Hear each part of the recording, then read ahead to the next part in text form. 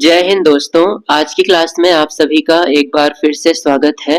आज की क्लास में हम एसएससी जीडी और आरपीएफ कांस्टेबल के एग्जाम के लिए इम्पोर्टेंट जीके के प्रैक्टिस सेट नंबर 42 को सॉल्व करेंगे, जो कि आपकी एग्जाम की तैयारी के लिए बहुत ही महत्वपूर्ण है।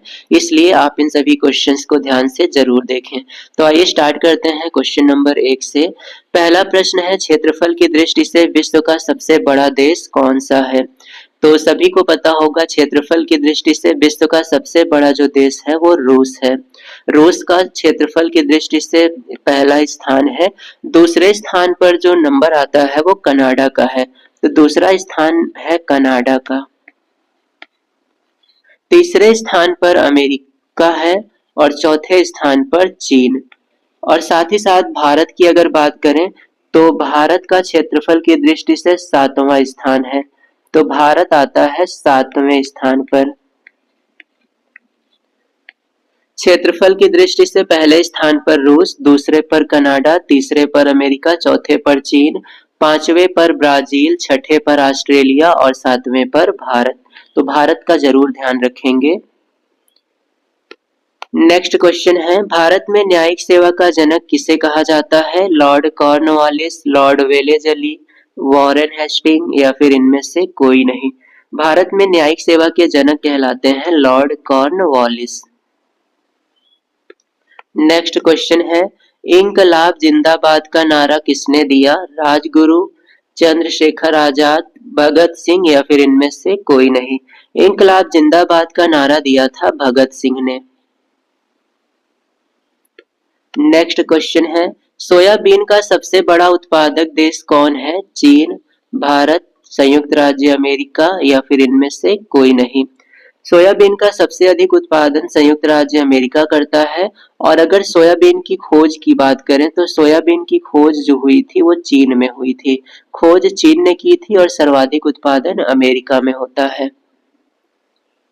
नेक्स्ट क्वेश्चन है, सिनेगॉग किस धर्म का आराधना स्थल है? यहूदी धर्म, ईसाई धर्म, इस्लाम धर्म या फिर इनमें से कोई नहीं।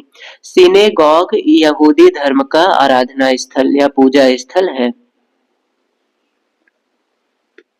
नेक्स्ट क्वेश्चन है, महाबलेश्वर मंदिर का निर्माण किस वंश के शासकों ने कराया? चोल वंश, पाल वंश, पल्लव वंश या फिर इनमें से कोई नहीं। महाबलेश्वर मंदिर का निर्माण कराया था पल्लव वंश के शासकों ने। नेक्स्ट क्वेश्चन है, कालिदास किस काल के कवि थे? मौर्य काल, शुंग काल, गुप्त काल या फिर इनमें से कोई नहीं। कालिदास गुप्त काल के एक बहुत ही प्रतिभा संपन्न कवि थे।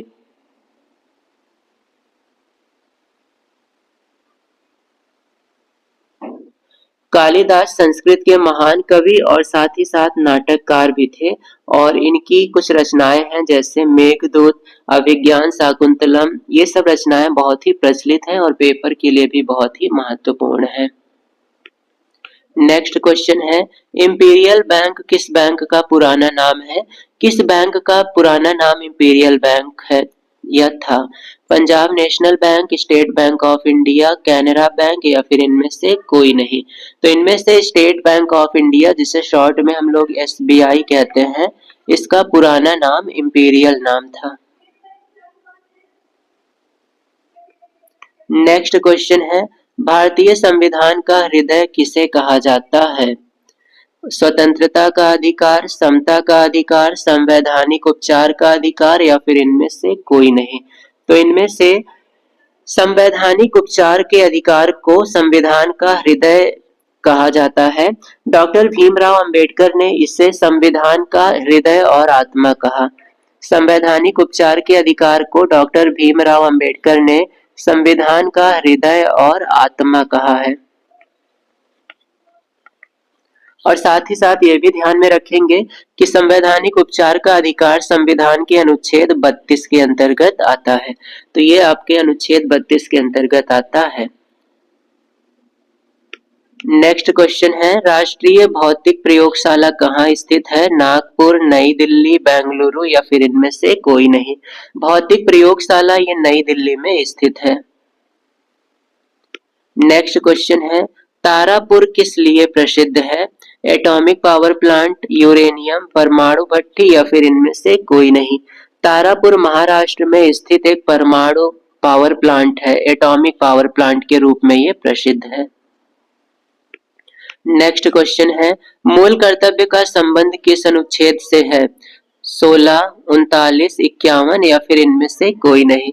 मूल कर्तव्यों का वर्णन संविधान के अनुच्छेद 51 का में है और साथ ही साथ वर्तमान समय में मूल कर्तव्यों की कुल संख्या 11 है।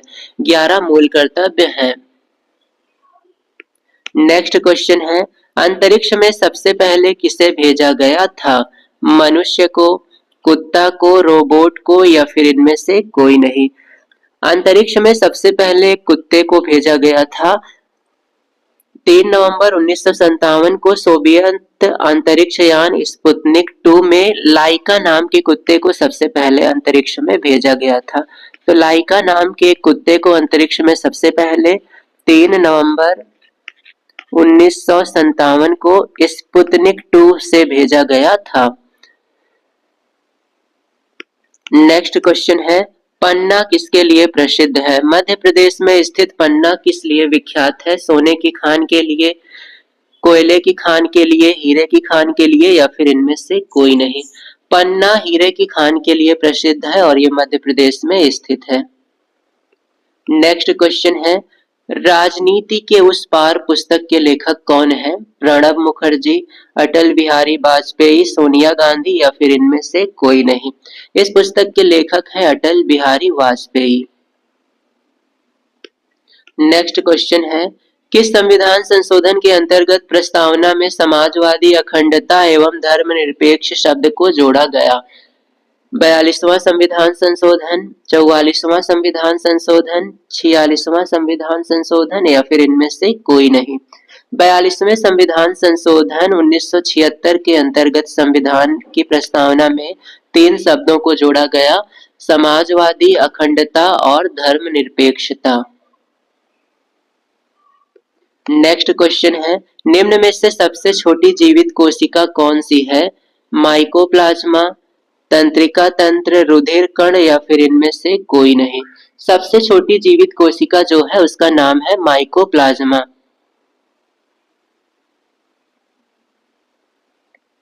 और अगर सबसे बड़ी जीवित कोशिका की बात करें तो वो शुतुरमुर्ग के अंडे को कहा जाता है।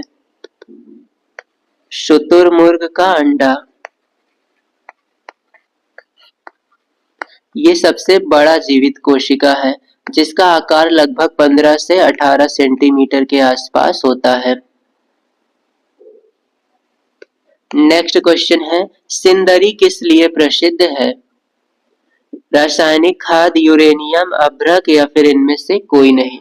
सिंदरी झारखंड के धनबाद जिले में स्थित है। झारखंड के धनबाद जिले में स्थित है और ये रासायनिक खाद या फिर उर्वरक के लिए प्रसिद्ध है। उर्वरक, तो सही जवाब है सिंदरी उर्वरक उत्पादन के लिए प्रसिद्ध है।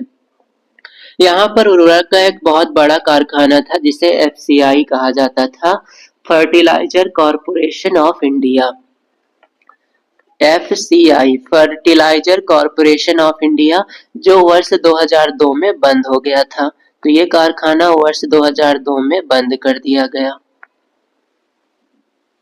नेक्स्ट क्वेश्चन है, मोनालिसा किसकी महत्वपूर्ण कृति है? Pablo Picasso, MF Hussain, Leonardo da Vinci या फिर इनमें से कोई नहीं।